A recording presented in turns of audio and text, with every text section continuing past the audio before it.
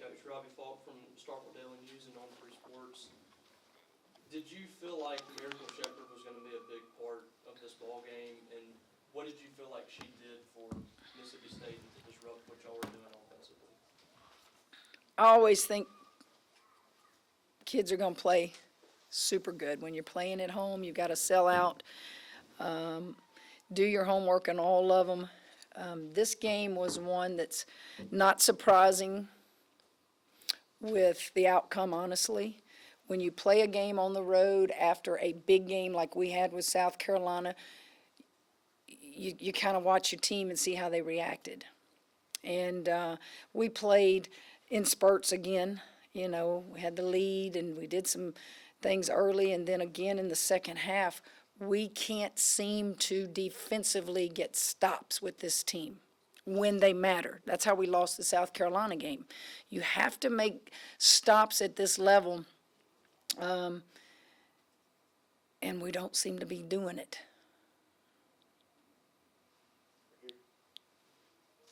Coach Stefan Kreischer with the Clarion Ledger. You mentioned the sellout crowd and the win that Mississippi State was able to get today, the top 10 wins for them.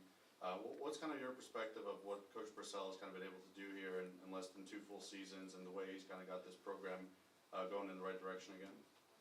Well, you guys are used to winning, right? Y'all been to some Final Fours here with Vic Schaefer. So it's nothing new. He's just come in and brought a lot of energy, and you know, he wants to win. He's been around winners all his life as assistant coach. His father-in-law won big at Auburn and one of the best coaches to teach a matchup zone. So he's now got it in his blood, and he's the head man in charge. And this was a good win for them tonight and a great crowd. Reed? Hey, Coach. Of the defensive issues, is there one that really sticks out to you, that jumps out Well, to you? yeah. Where'd all the scoring come from? No, where did all the scoring? Who scored all the points for them tonight? What positions?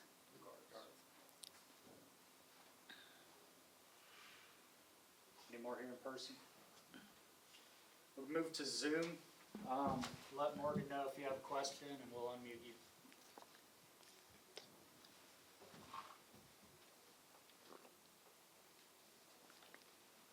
I also thought turnovers. I don't know if it was a 2 or 4 point game, and we had 3 turnovers in a row. Just pass to the wing, pass to the post, pass to. You can't do that at this level. You just can't turn the ball over, especially on the road. Are they not asking anything? We're good to go? Y'all got any? Looks like you got some. Hey, Coach, Matthew Breen here. Just was curious about just getting Anissa Morrow in rhythm or anything, or just how they were defending her, how they were attacking her. Well, I thought Anissa had some good looks. She, she's 6 for 12 and 1 for 3, and we ran a couple inbounds for her, and I thought the angle on where she shot the ball was not good. But she did fine. They didn't do anything. If you're asking me if they did anything, no, I didn't notice it. I know when Poa was in the game, they would take her man and come over and try to help out on Angel, but I didn't notice that they were doing anything other than just be physical. But I didn't notice double or anything like that, double team. Thank you. You're welcome. Hey, Kim, it's Corey.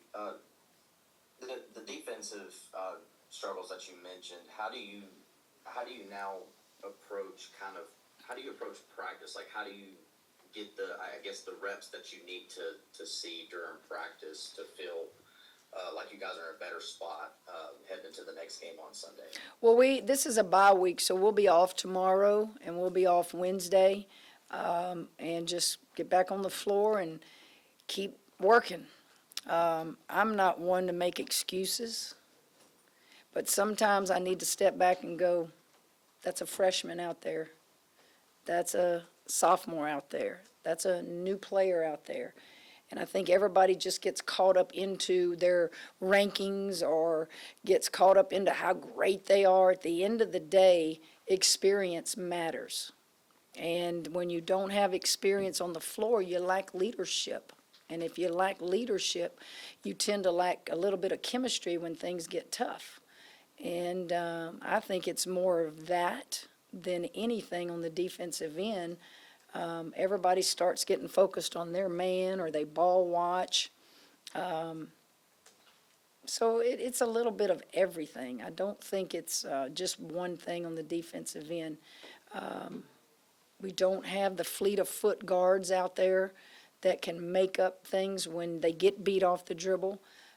So we got to do a better job of helping each other. We'll take one more question here from Zoom if there is one.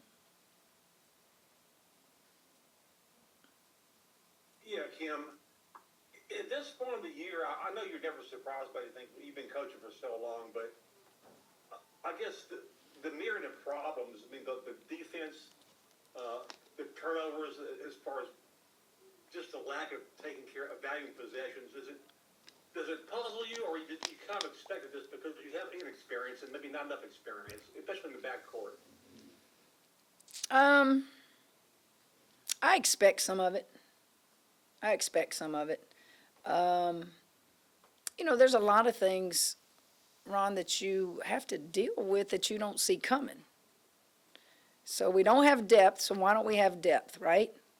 We had great depth going into the season. We don't now. So usually when you have somebody struggling out there, you can sub for them. And so we really don't have that, so they have to play through it. And so when you deal with that through the season, you gotta keep on keeping on and make them believe. And fatigue may be some of it, but you just got to be tougher. You got to be tougher when you're fatigued. You got to be tougher when the game's on the line.